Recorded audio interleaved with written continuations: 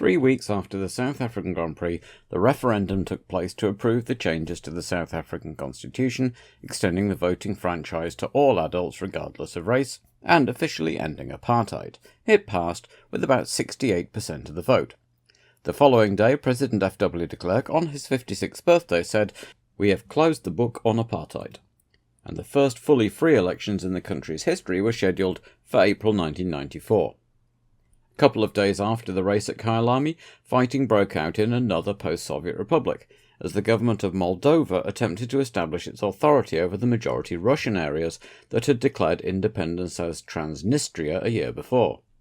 In the city of Dubasari, the head of the local Transnistrian militia was murdered by a local teenager, the Moldovan police were blamed, and things escalated into a full-out war. Dubasari had been the scene of fighting back in 1990. If Moldovan government forces could occupy it, it would effectively split the breakaway Transnistria in two. Things were also winding up for the 1992 US presidential election. Super Tuesday saw several primaries held, with incumbent President George Bush winning most of the Republican primaries, and Arkansas Governor Bill Clinton winning most of the Democratic ones, taking over the front-running from early leader Paul Tsongas of Massachusetts. And over the weekend of the Mexican Grand Prix, the Cricket World Cup in Australia and New Zealand had reached the semi-final stage, with Australia having been a surprise casualty, while co-host New Zealand had done surprisingly well, topping the points table.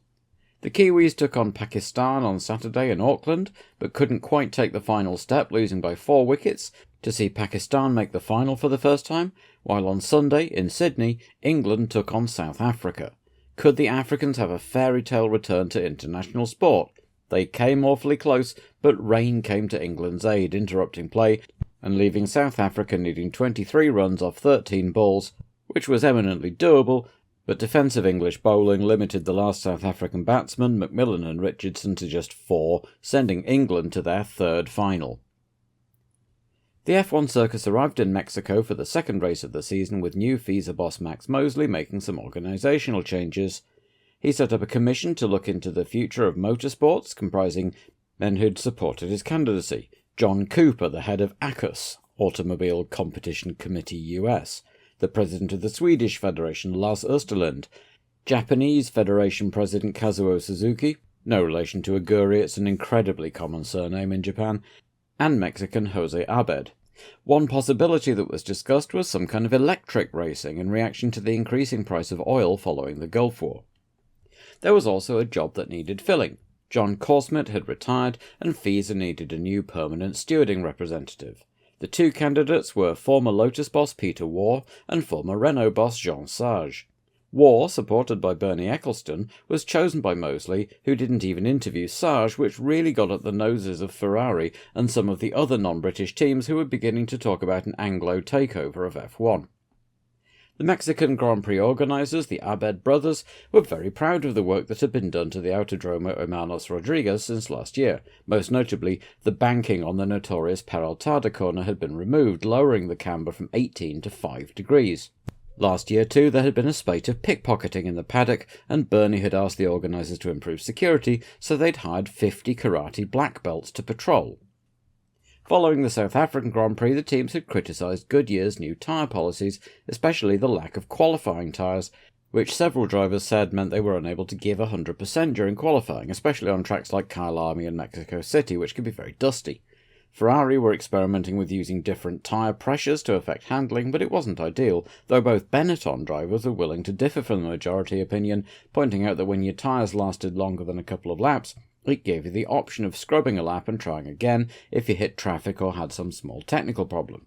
Speaking of which, Ferrari had figured out what had done for both their cars at Kyalami. Almost incredibly, the engineers seemed to have forgotten about lateral G and designed an oil tank where all the oil flowed away from the pump while cornering.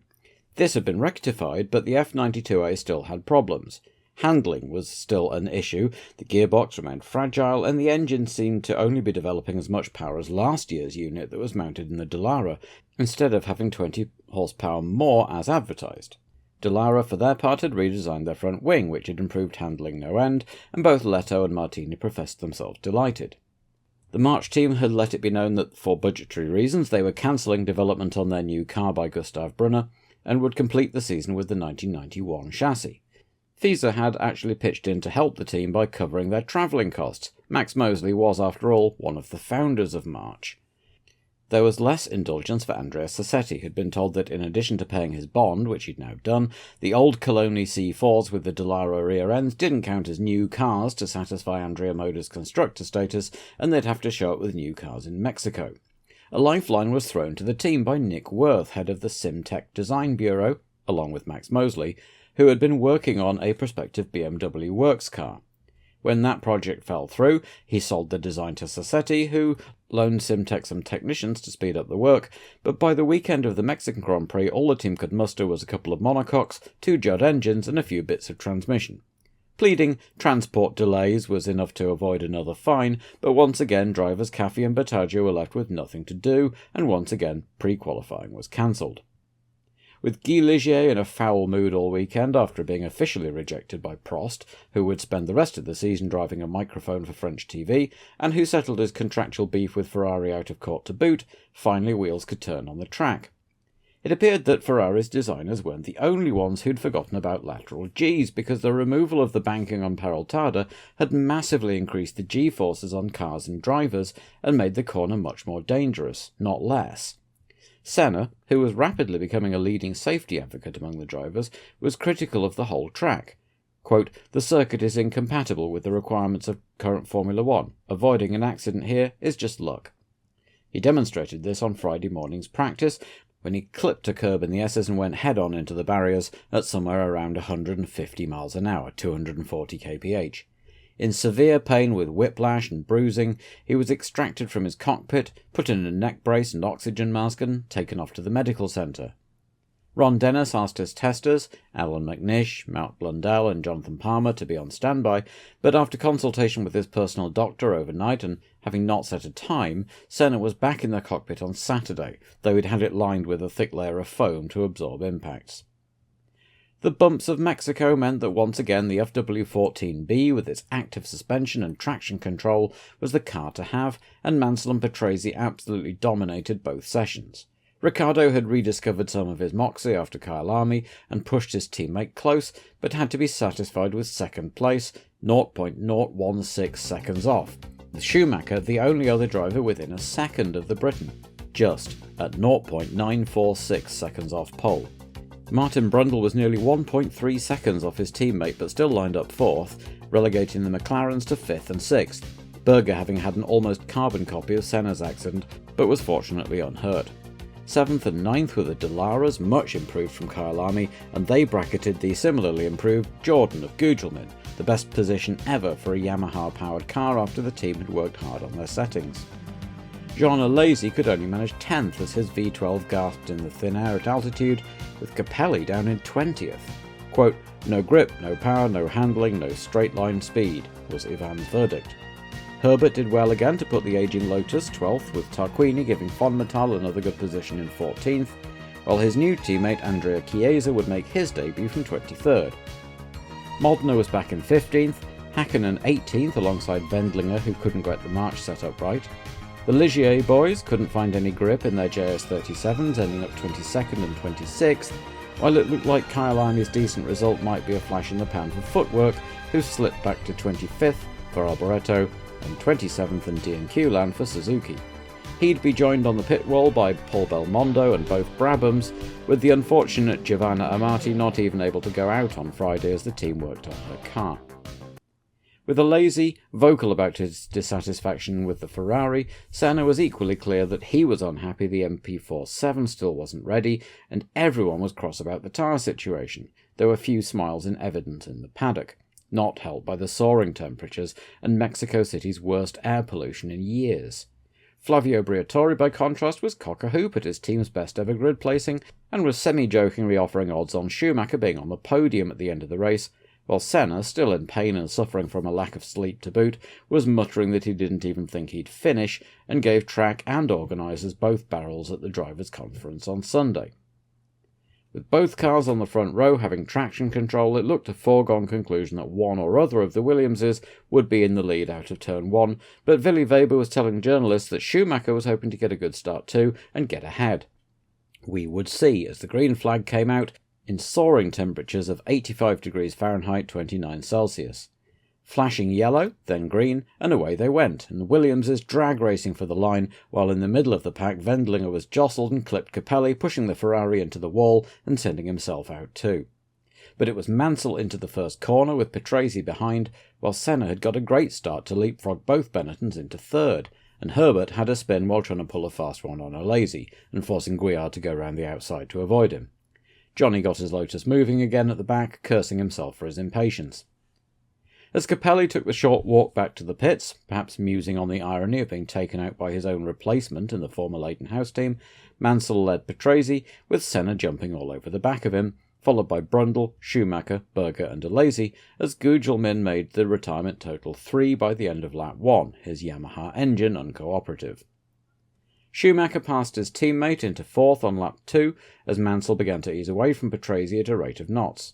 Patrese, Senna and Schumacher were forming a little trio, with Brundle staying in touch and Berger falling behind, but still not having too much trouble from Alesi's problematic Ferrari, while Häkkinen in 8th led the chasing pack, having made up 10 places in the opening few laps.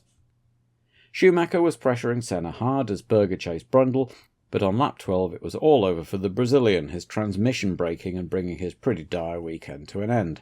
So it was now Mansell leading Patrese, Schumacher, Brundle, Berger and Alesi, with Patrese still pushing hard and swapping fastest lap times with Mansell as they maintained their gap of around 2 seconds. Guillard's Tyrrell expired smokily on lap 13 as Berger started to gain on Brundle and pressure him for 4th.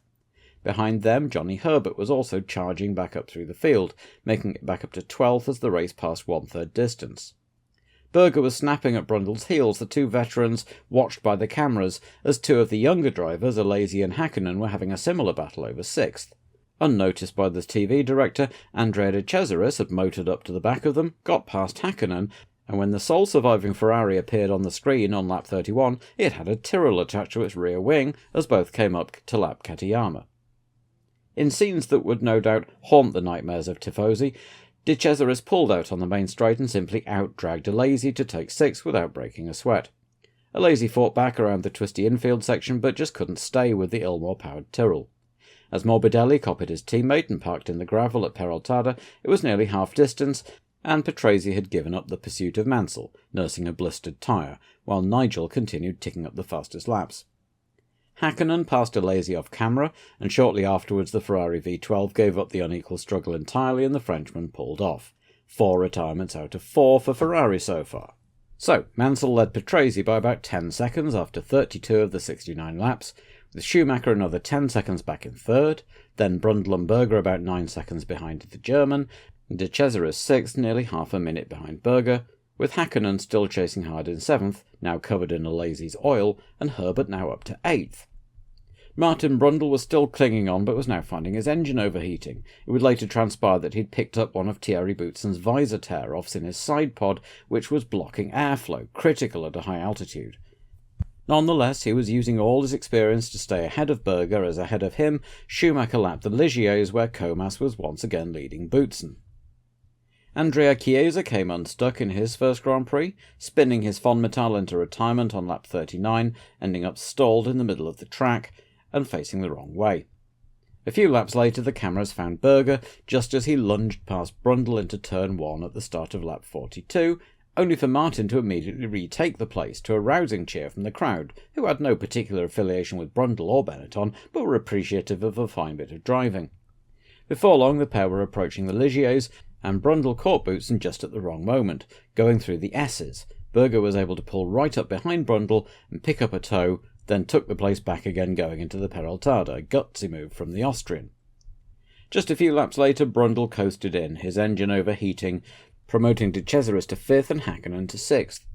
Berger, for his part, now released, was the fastest man on the track as he set off in pursuit of Schumacher and the podium. With 20 laps to make up 10 seconds, it was certainly doable, but Schumacher was also able to speed up to compensate and it was slow going. Mansell, for his part, had led the race untroubled all the way through, maintaining a gap for most of it of over 10 seconds to Patrese, who was in turn in no danger from Schumacher. And so it went, as Mansell took the checkered flag to lead Patrese home again for a second Williams 1-2 in 2 races, with the delighted Michael Schumacher taking his first ever podium position in just his 8th Grand Prix, watched by his sports car teammate and mentor Jochen Mass, the last German to stand on an F1 podium all the way back in 1977. Berger took a meagre 3 points away from McLaren, with De Cesaris continuing his revival in fortunes with a fine 5th place, and Hakkinen taking the last point, his first of the year, and the second successive scoring race for Lotus, Herbert following home in 7th. JJ Leto brought the much-improved Dallara home 8th, Comas led the Ligier formation home 9th and 10th, then Gasho and Katayama 11th and 12th, and Alboreto brought up the rear in the sole footwork, 4 laps down but still going. As a grinning Schumacher proclaimed it the best day of his life, Frank Williams and Patrick Head could look with considerable satisfaction at the constructors' table, showing their team with the maximum possible 32 points and their nearest rival McLaren on just 9. Schumacher, for his part, added his 4 points for 4th here to his 3 from South Africa to take 3rd in the standings overall, with Senna now languishing 5th in the table, nursing his bruises and very, very keen to have a better day at his hometown track Interlagos in 2 weeks' time.